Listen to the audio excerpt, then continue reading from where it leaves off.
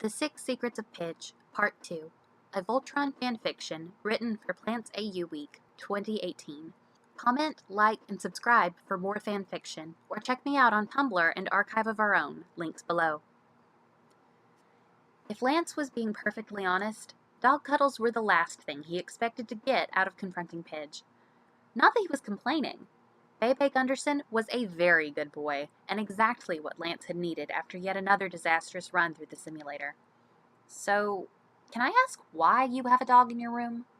Lance was careful to keep his voice low but friendly, wary of people passing in the hallway and of the need to keep Bebe quiet and happy. He glanced up at Pidge, who sat at his desk, rapidly typing an essay while watching Lance play with his dog on the floor. Lance made a mental note to ask later how that was even possible. Well, Pidge sighed and turned away from the computer. Promise not to pry if I clam up. Cross my heart. Pidge eyed him for just a moment. My mom asked me to look after him for a week while she's on a business trip. You wouldn't believe how easy it was to get him in here through security, though. It was a cakewalk. Lance laughed. Actually, I would believe you. Hunk and I sneak out on a fairly regular basis for real food. For a government-run facility near military school, the surveillance system is terrifyingly lax. Pidge snickered, and Lance cursed his suddenly racing heart. Why couldn't it get the memo that Lance liked girls and Pidge was definitely not a girl? So, Lance said, clearing his throat after his voice cracked. How much longer is your mom going to be out of town? Pidge turned to glance at the calendar. 4 days? Honestly, I keep hoping she'll have to extend it. I didn't realize how lonely having a single would be, so I'm really glad to have Bebe right now. Lance glanced around. It hadn't really registered yet that there was indeed only one set of Garrison-provided furniture in the incredibly messy room. How did he get a single?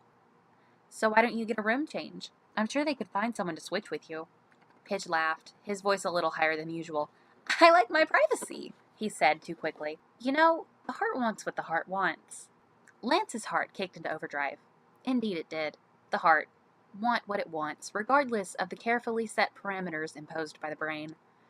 His heart didn't care that Lance wanted to fall in love with a woman, wanted a romantic partner with whom he could have children the easy way and grow old while recounting his adventures amongst the stars. His heart wanted Pidge. Oh my god, I'm bi.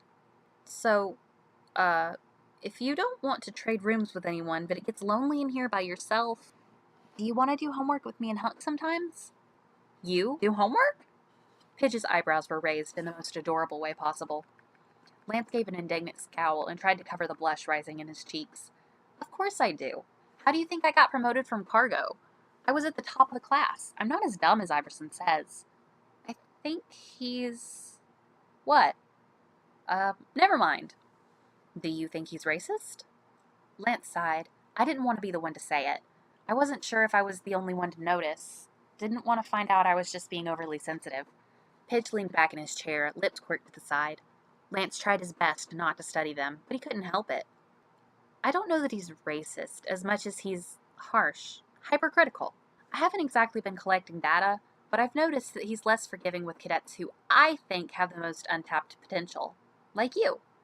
Was it the lighting, or was Pidge blushing now? Lance let out another sigh. Well, that makes me feel better, I think. Pidge smiled. It should. You do have a lot of potential.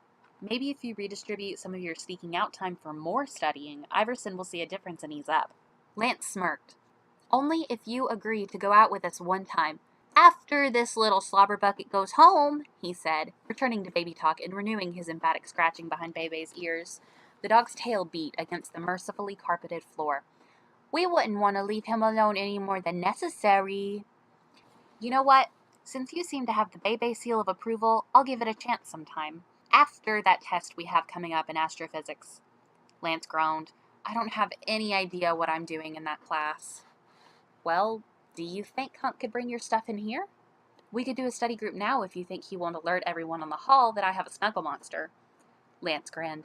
If I warn him, it'll be fine. Call him.